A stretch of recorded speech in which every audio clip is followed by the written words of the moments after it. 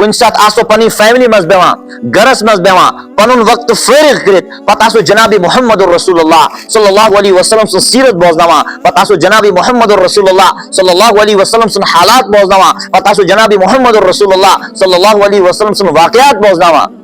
صحابہ کرام سن قربانی پیش کران یا بڑ بڑ محدثین چھ اللہ اکبر امام بخاری امام ترمذی امام مسلم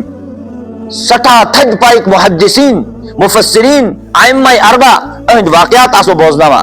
یہ اصل تذکر کرنا چاہواں جب اچھی بات کی جاتی ہے اور اچھا واقعہ بیان کیا جاتا ہے جب اچھی گفتگو کی جاتی ہے تو دل پر اس کا اثر پڑتا ہے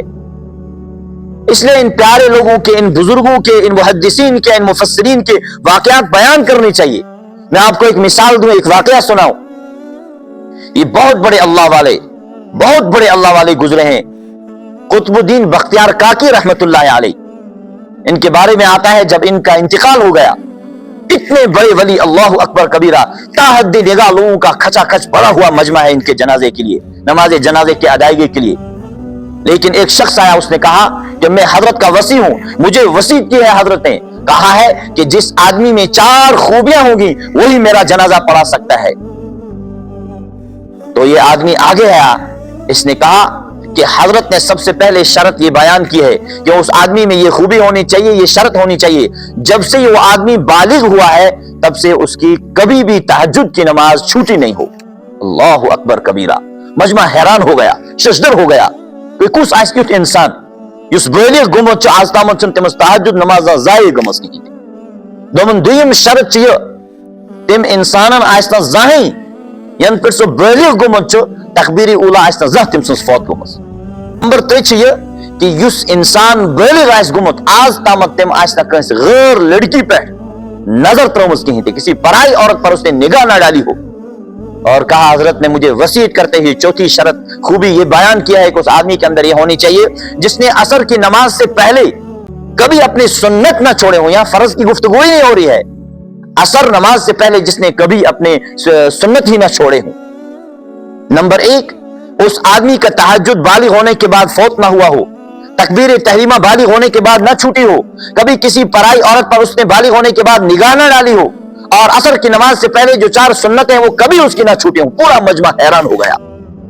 اچانک ایک مرد قلندر ایک اللہ والے کھڑے اٹھے اور سامنے آئے اور روتے روتے آئے اور حضرت کی جنازے کی طرف اشارہ کیا روتے روتے کہا کہ آج آپ نے ہمارا راز فاش کر دیا اللہ اکبر کہا الحمدللہ کہ اللہ کا فضل ہے شکر ہے جب سے میں بالغ ہوا ہوں تب سے میری تہجد کی نماز کبھی فوت نہیں ہوئی ہے کہا الحمدللہ جب سے میں بالغ ہوا ہوں تب سے میری تکبیر تحریمہ تکبیر اولا کبھی نہیں چھوٹی ہے کہا الحمدللہ جب سے میں بالغ ہوا ہوں تب سے میری نگاہیں کبھی کسی پرائی عورت پر پڑی ہی نہیں ہیں کہا جب سے میں بالغ ہوا ہوں تب سے عصر کی نماز سے پہلے جو سنت ہے وہ کبھی میری نہیں چھوٹی ہیں آپ کو پتا ہے یہ آدمی کون تھا یہ اس وقت بادشاہ شمس الدین التمش رحمت اللہ علیہ رحمتوں واسعہ یہ وقت کا بادشاہ تھا وقت کا بادشاہ ہے جس کے تہجد ضائع نہیں ہوئی چھوٹی نہیں ہے وقت کا بادشاہ ہے جو پرائی عورت پر نگاہ نہیں ڈالا ہے وقت کا بادشاہ ہے جس کی تکبیر اولا نہیں چھوٹی ہے وقت کا بادشاہ ہے اور جس کی عصر کی نماز سے پہلے کبھی سنت بھی ضائع نہیں ہوئے یہ وقت کا بادشاہ ہے آج آپ اور ہم معمولی عہدے پہ آ جاتے ہیں دنیا میں ایسے خلط ملط ہو جاتے ہیں وہاں تو فرائض کا کوئی مسئلہ وہاں سنت کا کوئی مسئلہ ہی نہیں یہاں تو فرائض ہی چھوٹتے ہیں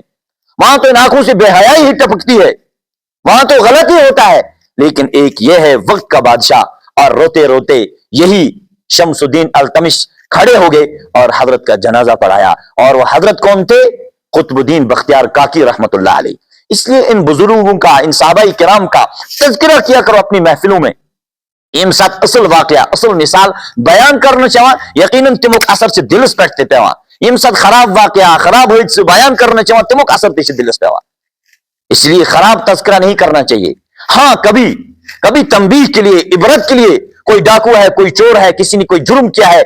پھر اپنے جرم میں اللہ تعالیٰ کی گرفت میں آ گیا پکڑ میں آ گیا تنبیہ کے لیے عبرت کے لیے آپ بیان یقیناً کریں لیکن اکثر بیشتر اچھے واقعہ پیارے واقعہ جناب محمد الرسول اللہ صلی اللہ علیہ وسلم کی پیاری گفتگو کیا کرے